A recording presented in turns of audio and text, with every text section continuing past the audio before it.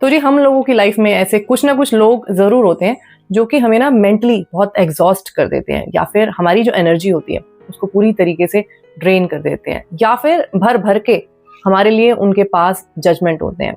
और सबसे बड़ी प्रॉब्लम पता है क्या है? ये जो टॉक्सिसिटी होती है ये जैसे जंगल में आग लग जाती है ना, उस तरीके से फैलती है। और अगर हमें नहीं पता कि हमें अपने आप को इन लोगों से कैसे बचाना है या फिर इन लोगों के साथ कैसे एंगेज करना है, तो हम भी उस आग का शिकार हो सकते हैं। और ना ऑफ लेटली मुझे कुछ चीज़ें इन टॉक्सिक लोगों के बारे में रियलाइज़ हुई। उनमें से जो सबसे पहली चीज़ है वो ये है कि ये जो टॉक्सिक लोग हैं, ये हमारी लाइफ में हर जगह पे हमें मिलते रहते हैं और मिलते रहेंगे। मतलब कि हो सकता है कि ये लोग हमारे घर में ही हो सकता है कि हमारे रिश्तेदारों में हो सकता है हमारे आस-पड़ोस में हो, या फिर हो सकता है कि हमारे वर्क प्लेस पे हो। तो ये लोग जो है ना वो हमारा पीछा कहीं पे भी छोड़ने वाले नहीं हैं। ये एक बहुत बड़ा ना यूनिवर्सल ट्रूथ है। जैसे कि हमारी लाइफ में कभी अच्छा टाइम आता है, कभी बुरा टाइम आता है, उसी तरीके से लोगों में भी ना कुछ अच्छे लोग होते हैं और कुछ टॉक्सिक लोग होते हैं। और इन लोगों का हमारी ज़िंदगी में ना होना बिल्कुल इनएविटेबल है और हमें ऐसा एक्सपेक्ट भी नहीं करना चाहिए। दूसरी चीज़ जो मुझे रियलाइज़ हुई वो ये कि इन लोगों को भी ये पता नहीं होता कि ये टॉक्सिक लोग हैं।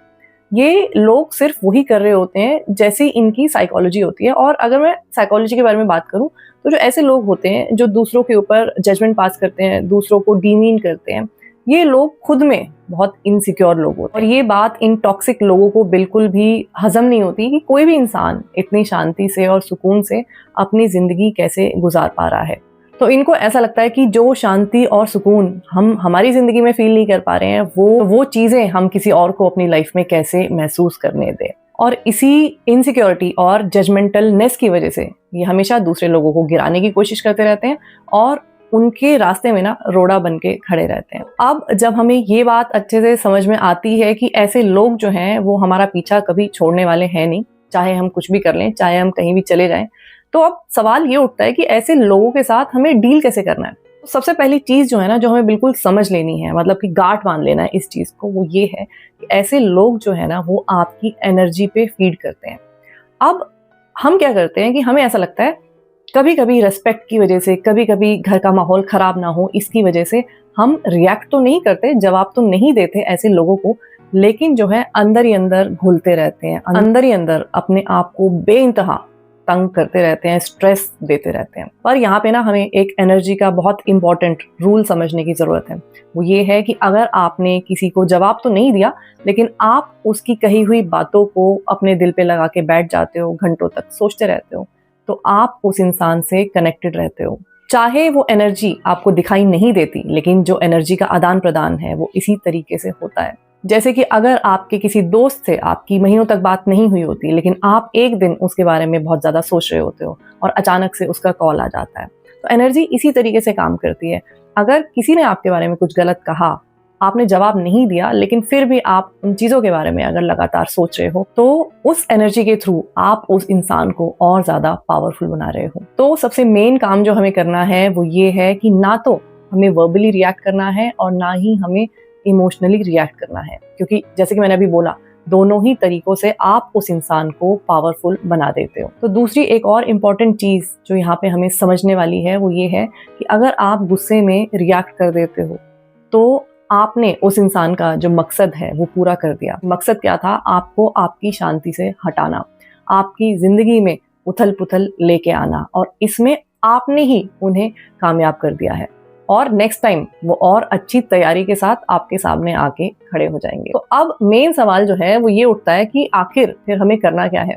तो अगली बार जब भी कोई ये टॉक्सिक इंसान आपके सामने आए और आपकी लाइफ के जो डिसीजंस हैं उनके ऊपर सवाल उठाए, या फिर आपका मजाक उड़ाए, या फिर आपको नीचा दिखाने की कोशिश करे, तो अगर आप कर सकते हो ना, तो एक स्माइल के साथ उनके इन सारे सवालों के जवाब दो कि भाई मेरे साथ तो ना बस ऐसा ही है, या मेरी ज़िंदगी तो ना बस ऐसे ही है।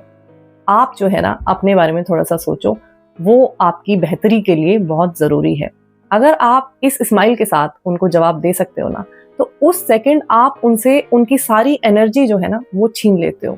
तो आपने तो पूरा का पूरा मज़ा ख़राब कर दिया ना उनका, तो उनको अब एनर्जी कहाँ से मिलेगी ये सब कुछ करने के लिए? मकसद क्या था उनका? आपको गुस्सा करते हुए देखना, आपको विचलित करना, आपकी ज़िंदगी में से शांति को ख़त्म कर देना। और ये सारे मकसद जो है वो तो आपने छीन लिए एक स्माइल देके। तो कई बार ना ये ज़रूरी नहीं होता कि हम ज़िंदगी में हर चीज़ का जो जवाब है ना वो रिएक्ट करके दें। रिएक्ट करने से हम हमेशा जो है दूसरे इंसान को बहुत पावरफुल बना देते हैं और जो उसकी एक्सपेक्टेशंस होती हैं हमसे, उनको पूरा कर देते हैं।